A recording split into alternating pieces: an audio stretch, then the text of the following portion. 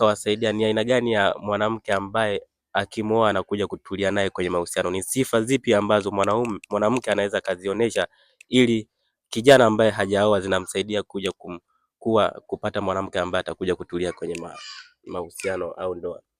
Sifa za mwanamke bora. Wanawake wengi wanapenda pesa. Kwa hiyo mwanamume unapoenda pale, unapokutana na msichana ambaye unaona umekubaliana naye, usimuonyeshe hela mbele. Ongea maneno, kama yatakubaliwa utaona. Kama ukimtangulizia pesa, basi siku ukiona hauna pesa, utaona kama alikuwa anakupigia simu mara ya kwanza, mara ya pili kwa siku, mara tatu, atakupigia mara moja. Ndio. Hapo utajua kabisa huyu anapenda pesa kwangu.